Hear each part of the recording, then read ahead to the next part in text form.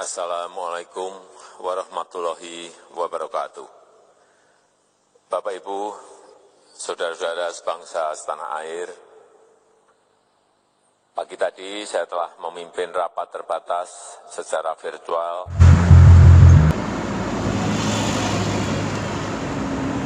Pagi tadi saya telah memimpin rapat terbatas secara virtual tentang Undang-Undang Cipta Kerja bersama jajaran pemerintah dan para gubernur. Dalam undang-undang tersebut terdapat 11 klaster yang secara umum bertujuan untuk melakukan reformasi struktural dan mempercepat transformasi ekonomi.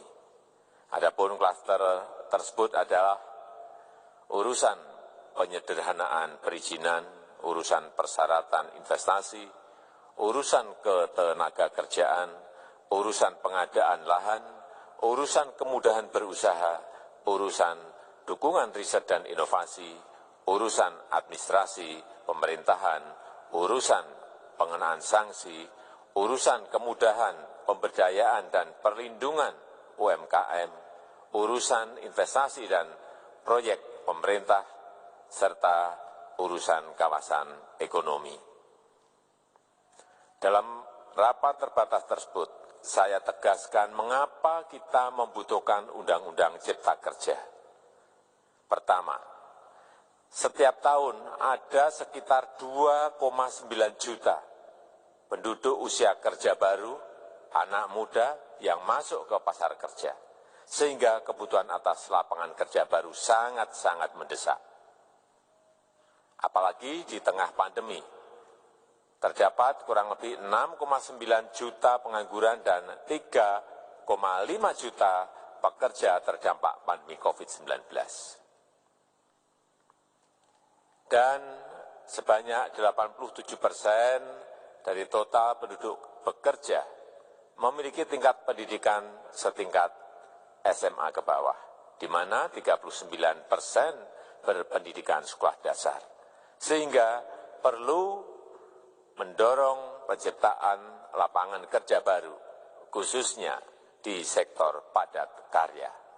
Jadi, Undang-Undang Cipta Kerja bertujuan untuk menyediakan lapangan kerja sebanyak-banyaknya bagi para pencari kerja serta para pengangguran.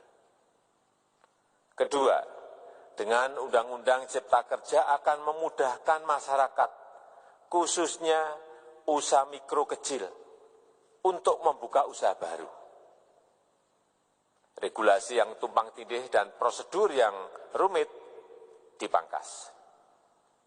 Perizinan usaha untuk usaha mikro kecil, UMK, tidak diperlukan lagi. Hanya pendaftaran saja. Sangat simpel. Pembentukan PT atau perseroan terbatas juga dipermudah. Tidak ada lagi pembatasan modal minimum. Pembentukan koperasi juga dipermudah. Jumlahnya hanya 9 orang saja. Koperasi sudah bisa dibentuk. Kita harapkan akan semakin banyak koperasi-koperasi di tanah air. UMK, usaha mikro kecil, yang bergerak di sektor makanan dan minuman. Sertifikasi halalnya dibiayai pemerintah, artinya gratis. Izin kapal nelayan penangkap ikan misalnya, hanya ke unit kerja Kementerian KKP saja. Kalau sebelumnya harus mengajukan ke Kementerian KKP, Kementerian Perhubungan, dan instansi-instansi yang lain. Sekarang ini cukup dari unit di Kementerian KKP saja. Ketiga, Undang-Undang Cipta Kerja ini akan mendukung upaya pencegahan dan pemberantasan korupsi. Ini jelas karena dengan menyederhanakan, dengan memotong, dengan mengintegrasikan ke dalam sistem perizinan secara elektronik, maka pungutan liar, pungli, dapat dihilangkan. Namun, saya melihat adanya unjuk rasa penolakan Undang-Undang Cipta Kerja yang pada dasarnya dilatar belakangi oleh disinformasi mengenai substansi dari undang-undang ini dan hoax di media sosial. Saya ambil contoh, ada informasi yang menyebut tentang penghapusan UMP, upah minimum provinsi, UMK, upah minimum kota kabupaten, UMSP, upah minimum sektoral provinsi. Hal ini tidak benar, karena faktanya upah minimum regional, UMR, tetap ada. Ada juga yang menyebutkan bahwa upah minimum dihitung per jam. Ini juga tidak benar. Tidak ada perubahan dengan sistem yang sekarang. Upah bisa dihitung berdasarkan waktu dan berdasarkan hasil. Kemudian adanya kabar yang menyebutkan bahwa semua cuti sakit, cuti kawinan, cuti khitanan, cuti baptis, cuti kematian, cuti melahirkan, dihapuskan. Dan tidak ada kompensasinya. Saya tegaskan juga ini tidak benar. Hak cuti tetap ada dan dijamin. Kemudian apakah perusahaan bisa mem-PHK kapanpun secara sepihak? Ini juga tidak benar. Yang benar, perusahaan tidak bisa mem-PHK secara sepihak. Kemudian juga pertanyaan mengenai benarkah jaminan sosial dan kesejahteraan lainnya hilang. Yang benar, jaminan sosial tetap ada. Yang juga sering diberitakan tidak benar adalah mengenai dihapusnya AMDAL, analisis mengenai dampak lingkungan. Itu juga tidak benar. AMDAL tetap ada. Bagi industri besar harus studi AMDAL yang ketat. Tetapi bagi UMKM lebih ditekankan pada pendampingan dan pengawasan. Ada juga berita mengenai Undang-Undang Cipta Kerja ini mendorong komersialisasi pendidikan. Ini juga tidak benar. Karena yang diatur hanyalah pendidikan formal di kawasan ekonomi khusus, di KEK. Sedangkan perizinan pendidikan tidak diatur di dalam Undang-Undang Cipta Kerja ini. Apalagi perizinan untuk pendidikan di pondok pesantren. Itu tidak diatur sama sekali dalam Undang-Undang Cipta Kerja ini. Dan aturannya yang selama ini ada tetap berlaku. Kemudian diberitakan bahwa keberadaan bank tanah. Bank tanah ini diperlukan untuk menjamin kepentingan umum, kepentingan sosial, kepentingan pembangunan nasional, pemerataan ekonomi, dan konsolidasi lahan serta reforma agraria.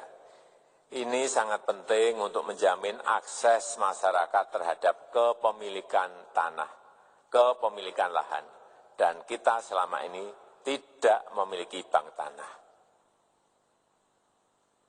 Saya tegaskan juga bahwa Undang-Undang Cipta Kerja ini tidak melakukan resentralisasi kewenangan dari pemerintah daerah ke pemerintah pusat. Tidak ada.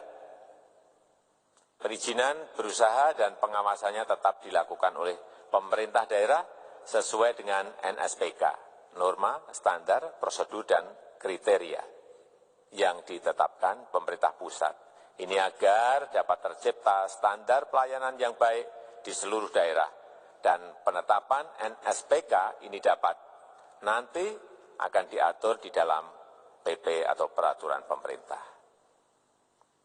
Selain itu, kewenangan perizinan untuk non-perizinan berusaha tetap ada di Pemda, sehingga tidak ada perubahan. Bahkan kita melakukan penyederhanaan, melakukan standarisasi jenis dan prosedur berusaha di daerah. Dan perizinan berusaha di daerah diberikan batas waktu. Ini yang penting di sini. Jadi ada service level of agreement. Permohonan perizinan dianggap disetujui bila batas waktu telah terlewati. Saya perlu tegaskan pula bahwa Undang-Undang Cipta Kerja ini memerlukan banyak sekali peraturan pemerintah atau PP dan peraturan presiden atau Perpres. Jadi setelah ini akan muncul PP dan Perpres yang akan kita selesaikan paling lambat 3 bulan setelah diundangkan. Kita pemerintah membuka dan mengundang masukan-masukan dari masyarakat dan masih terbuka usulan-usulan dan masukan dari daerah-daerah. Pemerintah berkeyakinan melalui Undang-Undang Cipta Kerja ini jutaan pekerja dapat memperbaiki kehidupannya dan juga penghidupan bagi keluarga mereka. Dan kalau masih ada, jika masih ada ketidakpuasan terhadap Undang-Undang Cipta Kerja ini, silahkan mengajukan uji materi atau judicial review melalui MK, Mahkamah Konstitusi. Sistem ketatanegaraan kita memang mengatakan seperti itu.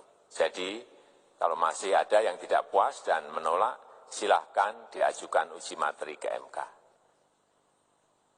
Saya rasa itu yang bisa saya sampaikan pada kesempatan yang baik ini.